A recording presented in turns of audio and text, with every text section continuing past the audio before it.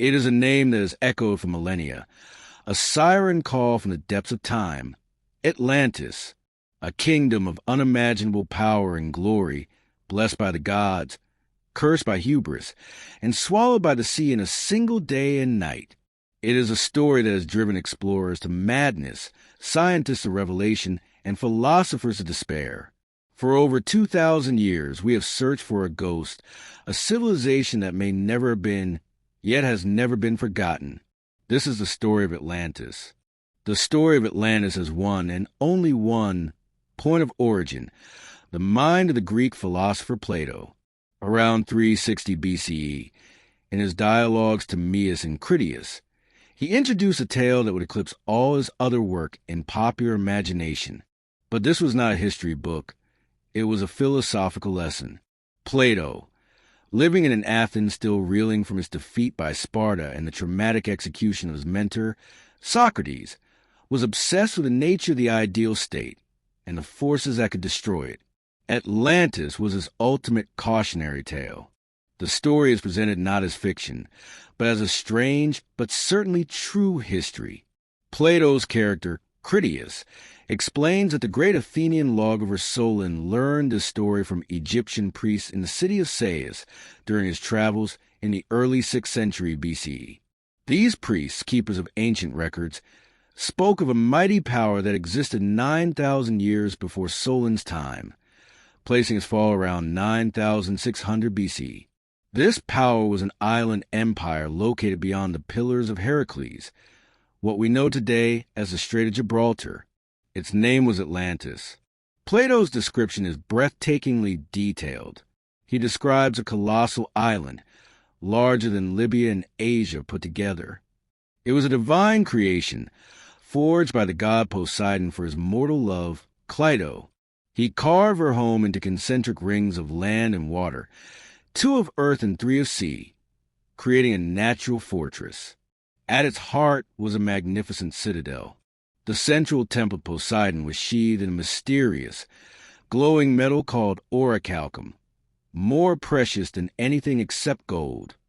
The city boasted grand canals, a massive, bustling harbor, hot and cold springs, and a lush, fertile plain teeming with life, including elephants. The Atlanteans were a race of demigods, noble, virtuous, and advanced. They lived under a just and sophisticated political system for generations. But as their divine bloodline diluted, human nature corrupted them. Greed and ambition festered. They became a tyrannical, imperialist force, building a vast army and navy to conquer the Mediterranean, threatening lands as far as Italy and Egypt. They were the antithesis of Plato's ideal state, ancient prehistoric Athens. In his story, this virtuous Athens alone stood against the Atlantean horde and miraculously repelled the invaders, defending the free world. Then the cataclysm. The gods, enraged by this corruption, delivered divine punishment.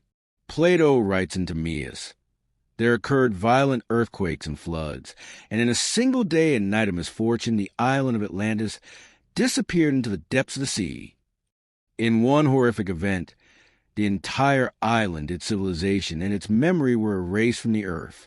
Only the story, preserved by the Egyptians and passed to Plato, remained. This is the entire primary source. There are no other contemporary records of Atlantis. Its purpose in Plato's work is clear. It is a moral fable about the dangers of imperial hubris and moral decay.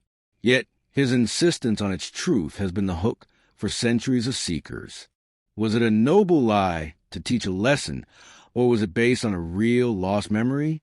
The legend lay dormant for over 1,000 years, waiting for the world to be ready to believe. The rediscovery of Plato's text during the Renaissance, combined with the Age of Discovery, ignited the global hunt for Atlantis. If new continents like the Americas could be found, why not a lost one? The modern hunt was truly launched in 1882 by an American congressman, Ignatius Donnelly, in his book Atlantis, The Antediluvian World. Donnelly argued Atlantis was a factual, mid-Atlantic continent and the true cradle of all civilization, pointing to flood myths and cultural parallels worldwide as evidence. His compelling, if flawed, work created pseudo-scientific Atlantology. The 20th century added an esoteric layer. Psychic Edgar Cayce in the 1920s and 30s gave readings describing a high-tech Atlantis with fire crystals and flying machines, predicting it would rise near Bimini in 1968 to 69. In 1968, the Bimini Road was discovered, a line of underwater limestone blocks that many believed was a sunken wall or road. Geologists, however, confirm it was a perfectly natural formation of beach rock, a classic case of our pattern-seeking brains seeing what we want to see. This fusion of Donnelly and Cayce created the modern image of Atlantis as an advanced supercivilization. But where could it be? The search produced several major theories. Thera, Santorini, hypothesis. This is the most compelling academic theory. Around 1600 BCE, the volcanic island of Thera, heart of the advanced Minoan civilization, exploded in one of history's largest eruptions. The cataclysm was apocalyptic, destroying the island, triggering mega tsunamis that crippled Minoan Crete and causing a global volcanic winter. The concentric caldera of Santorini mirrors Plato's city, and the Minoans were a sophisticated, seafaring empire that vanished suddenly. The problem? Thera is inside the Mediterranean, not the Atlantic, and the date is 1600 BCE, not 9600 BCE. Proponents suggest Solon misread Egyptian numerals, converting 900 years to 9,000. Asterisk the Tartesso's hypothesis. This theory points to a rich, mysterious civilization in southern Spain that flourished and then vanished around the 6th century BC. Its location beyond the Strait of Gibraltar fits Plato's clue perfectly. However, its timeline is far too recent, and no cataclysm of the required scale has been found. Asterisk the Azores/Mid-Atlantic hypothesis. Donnelly's original idea placed Atlantis in the middle of the Atlantic, with the Azores as its mountain peaks. However, modern plate tectonics has conclusively debunked this. The Atlantic seafloor is a spreading zone of dense, young volcanic rock. A continent cannot sink there. The geology is impossible. Other theories have placed Atlantis in Antarctica, the Caribbean, and even the North Sea Doggerland. But modern science, with satellite mapping and deep-sea sonar, has found no evidence of a sunken continent. The hunt has revealed more about our desire for mystery than about a lost city. So what is the final truth? After centuries of searching, what does the evidence tell us? Scientifically and historically, the city of Atlantis, as Plato described it, a vast antediluvian empire in the Atlantic Ocean with technology rivaling the modern world, did not exist. The geology of the Atlantic is definitive. The archaeology is absent.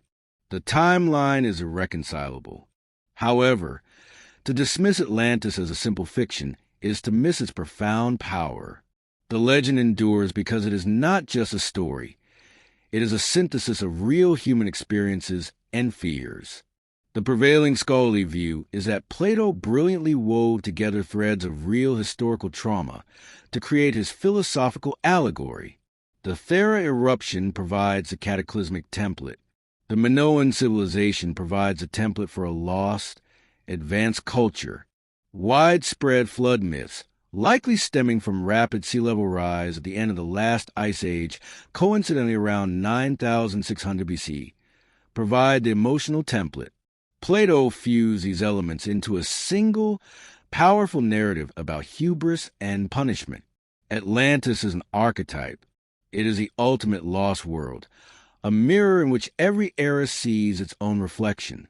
For Plato, it was a warning about political corruption. For the Renaissance, it was a symbol of new world mysteries. For Donnelly, it was a unified human origin. For Cayce, it was a psychic, technological past. For us, in an age of climate change and technological anxiety, it is a stark warning about an advanced society destroying itself through environmental catastrophe and hubris. The real Atlantis is not a place on a map. It is an idea. It represents the haunting knowledge that all civilizations, no matter how great, are fragile, that the ocean of time can swallow the mightiest of kingdoms. The search for the lost city has, in fact, proven its own central theme. We have found many Atlantises, the real buried city of Pompeii, the sunken ruins of Thonis Heraclean, the collapsed Minoan palaces, all testaments to the cyclical rise and fall of human achievement. The city may be a phantom, but the lesson is real.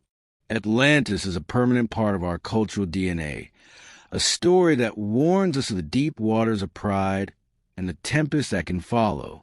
It is a myth that contains a truth more compelling than any fact. The search for Atlantis may be over, but the mystery is forever. It reminds us that the greatest discoveries are not always found in the ground, but in the stories we tell about ourselves, our past, and our future. If you were captivated by the mystery of Atlantis, there are countless other lost worlds and ancient secrets to explore. Subscribe to the channel and hit the notification bell so you don't miss our next deep dive into history's greatest enigmas. Let us know in the comments. Where do you think the truth of Atlantis lies?